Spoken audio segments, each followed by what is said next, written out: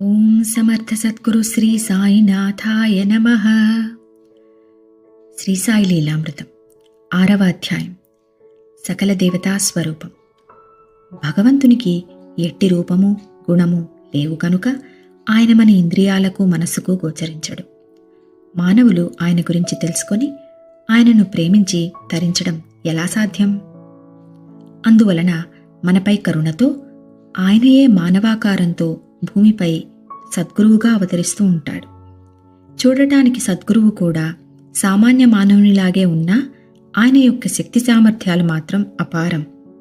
హేమాద్పంతు చెప్పినట్లు సద్గురువు అన్న పదం గుర్తుకు రాగానే సాయే మనసుకు వస్తారు. వారి లీలలను చింతన చేస్తే భగవంతుని తత్వంపై మనకు స్థిరమైన భక్తి శ్రద్ధలు కలుగుతాయి. కానీ ఇది తెలియక వేర్వేరు దేవతలను ఆరాధించడమే చాలనని అందరము అనుకుంటాం. భగవద్గీతలో శ్రీకృష్ణుడు మానవుల అజ్ఞానం వలన అనేక కోరికలతో ఒక్కడే అయిన పరమాత్మకు వేర్వేరు నామరూపాలు కల్పించుకొని వేర్వేరు దేవతలను ఆరాధిస్తారు అని చెప్పాడు.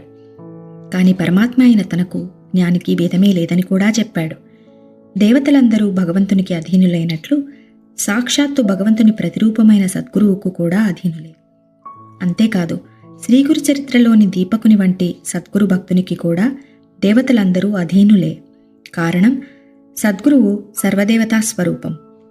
ఈ విషయం సాయి భక్తులెందరికో అనుభవమైంది.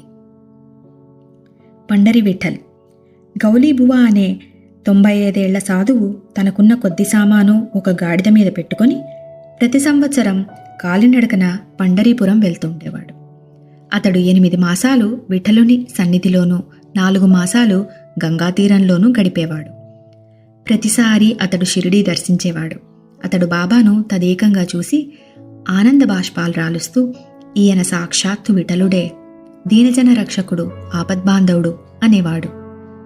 రఘువీర పురందరే తన తల్లిని తీసుకొని 1913లో షిరిడీ వెళ్ళాడు. ఆమె విఠలుని భక్తురాలు కనుక త్వరగా పండరి వెళ్లాలని అతన్ని ఒత్తిడి చేయసాగింది. అప్పట్నుండి సాయి ఆమెతో, నీవు పండరి ఎప్పుడు వెళ్తావు అని పదే పదే అడగసాగారు. ఒకరోజు ఆమెను పండరి తీసుకెళ్లడానికి బాబా అనుమతి కోరదలిచాడు పురందరే. నాటి మధ్యాహ్నం వారిద్దరికీ రుక్మాసమేతుడైన విఠలుడుగా సాయి దర్శనమిచ్చారు.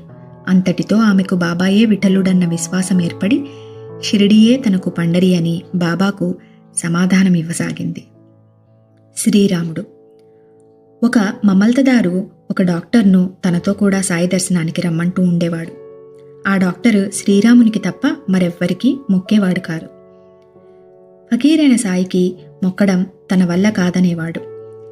ఆయన్ను మొక్కాలన్న నిర్బంధమేమీ లేదని చెప్పాకనే అతడు కూడా షిరిడీ వెళ్ళాడు.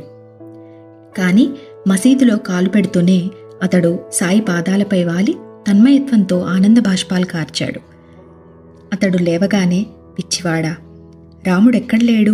చూడగలిగితే అంతటా ఉన్నాడు, లేకుంటే ఎక్కడా లేడు అన్నారు సాయి. తన గురించి ఆయనకంతా తెలుసునని అతడికి అర్థమైంది. తర్వాత ఆ డాక్టర్ చెప్పాడు, సాయి నాకు శ్రీరామునిగా కనిపించారు. నమస్కరించి లేచేసరికి సాయిగా కనిపించారు. ఆ ఇద్దరూ వేరు కాదు. తిరిగి ఇల్లు చేరాక 2 వారాల వరకు అతనికి ఆ పారవస్యం అలానే ఉన్నది. మద్రాసు నుండి వచ్చిన లక్ష్మి అనే భక్తురాలి కూడా సాయి ఇలాంటి దర్శనమే ప్రసాదించిన వివరం ముందొక అధ్యాయంలో చూచాం.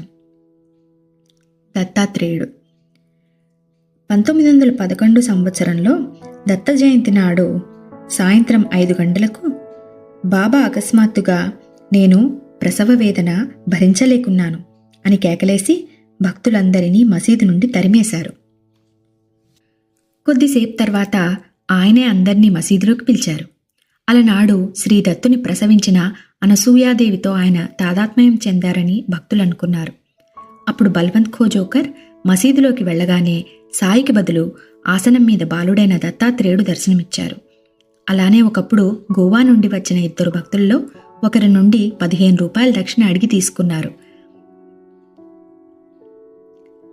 కానీ 2వ భక్తుడిచ్చిన దక్షిణ తీసుకోలేదు. అందుకు కారణం అడిగిన శ్యామతో బాబా ఇలా చెప్పారు, శ్యామ, నీకేమీ తెలియదు. నేనెవరి నుండి ఏమీ తీసుకోను. ఈ మసీదు తల్లి తనకు రావలసిన రుణాన్ని అడిగి తీసుకుంటుంది. ఇల్లు కుటుంబము లేని నాకు పైకమెందుకు? అతడు తనకు ఉద్యోగం వస్తే మొదటి జీతం దక్షిణగా ఇస్తానని దత్తాత్రేయ స్వామికి మొక్కుకున్నాడు. త్వరలో అతడికి ఉద్యోగం వచ్చింది. అతని మొదటి నెల జీతం 15 రూపాయలు. ఇప్పుడు అతని జీతం 700 రూపాయలు. కష్టం గడవడంతో అతడు మొక్కును మరిచాడు. రుణము, శత్రుత్వము, హత్య వీటిని పరిహారం చెల్లించక ఎన్నటికీ తప్పదు. అందుకే అతని నుండి 15 రూపాయలు అడిగి తీసుకున్నాను అన్నారు తాను మొక్కిన దత్తస్వామియే సాయి. అలానే బాబాసాహెబ్ అనే దత్తభక్తుడు తన బంధువైన నానా చందోర్కర్ మాటను తోసివేయలేక 1900 సంవత్సరంలో సాయిని దర్శించాడే కాని లోలోపల ఆయన ముస్లిం అన్న శంక ఉన్నది. కాని మసీదులో అతనికి సాయికి బదులు దత్తమూర్తి దర్శనమిచ్చారు. అంతటితో అతడు తన జీవితమంతా సాయి సేవకే అంకితం చేశాడు. మారుతి ఎప్పుడూ సాయికి సేవ చేస్తుండే నిమోన్కర్ పని మీద అహ్మద్ నగర్ వెళ్తూ తన కొడుకు సోమనాథుణ్ణి ఆయన సేవకు వినియోగించాడు. అప్పుడొక రోజు తనకు కలిగిన అనుభవం గురించి అతడు ఇలా చెప్పాడు. సాయి స్థానంలో ఆయన రూపం లేదు, మారుతియే ఉన్నారు. అయితే ఆయనకు తోక ఉన్నదో లేదో నేను చూడలేదు. మసీదు మెట్లపై కూర్చొని ఉన్న శ్యామతో అరుగో మారుతి దర్శించుకో అని చెప్పాను. అప్పటి నుండి శ్రీసాయి మారుతి అవతారమని సోమనాథుడు నమ్మాడు. గణపతి చిదంబర్రావు గాడ్గిల్ అనే గణపతి భక్తుడు షిరిడీ దర్శించినప్పటి నుండి ఇంటి దగ్గర బాబాను గణపతిగా పూజించేవాడు.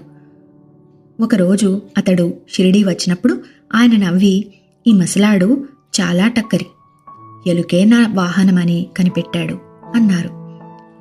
ఒకసారి బాంద్రా నుండి ఒక ఆమె వచ్చి సాయికి నమస్కరించి ఆయన ఎదుట కూర్చోగానే ఆమెను 7 సంవత్సరాలుగా బాధిస్తున్న తలనొప్పి తగ్గిపోయింది.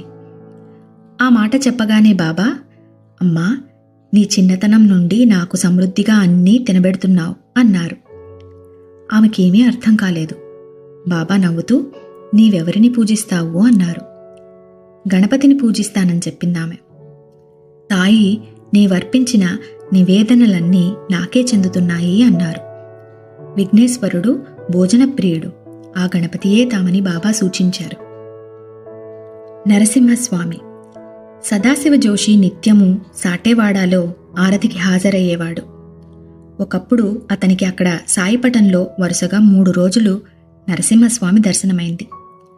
తర్వాత అతడు తిరిగి వెళ్లేటప్పుడు ఊది కొద్ది మిఠాయి ప్రసాదమిచ్చారు బాబా. అది చాలదంటే బాబా అతనికి 8 అణాలు ఇచ్చి, షిరిడీలో ఎక్కడైనా మిఠాయి కొని తీసుకుపో, అది నా ప్రసాదమే అన్నారు. ఆయన సన్నిధి చేత పవిత్రమైన షిరిడీలోని పదార్థమంతా ఆయన ప్రసాదమే. ఖండోబా మహల్సాపతి కుమారుడు మార్తాండ్ ఒకరోజు ఖండోబా ఆలయద్వారం వద్ద కూర్చున్నాడు. బాబా అతని ఎదుట ప్రత్యక్షమయ్యారు. అతడు లేచి నిలబడగానే బాబా చిరునవ్వుతో ఖండోబా విగ్రహం వైపు నడిచి అందులో లీనమయ్యారు.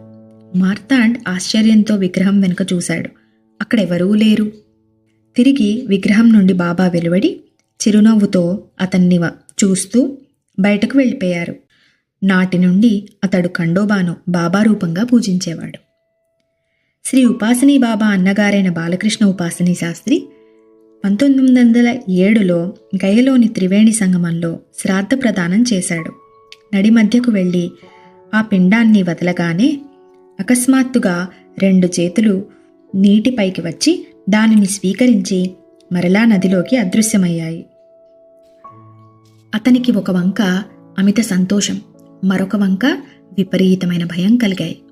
తర్వాత 1912లో అతడు ఇంట్లోంచి వెళ్ళిపోయిన తన తమ్ముణ్ణి వెతుక్కుంటూ షిరిడీ చేరాడు.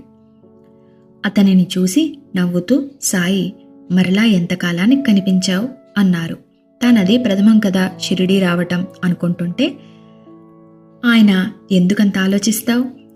నీవా గయలో పితృదేవతలకు పిండ ప్రదానం చేసినప్పుడు స్వీకరించిన చేతులివిగావు, గుర్తులేదా అంటూ తమ చేతులు చూపారు. పట్టలేని ఆనందము, కృతజ్ఞతలతో అతని కళ్ళ వెంట ఆనంద బాష్పాలు రాలాయి. దేవతలంటే రూపాలు కాదు, అతీతమైన శక్తి సామర్థ్యాలే. సిరి సంపదలనిచ్చేది లక్ష్మి అని, విద్యనిచ్చేది సరస్వతి అని ఇలా దేవతల గూర్చి శాస్త్రాలు చెబుతాయి. తమనాశ్రయించిన భక్తులకు రోగాలు నివారించినందువలన సాయియే ధన్వంతరి.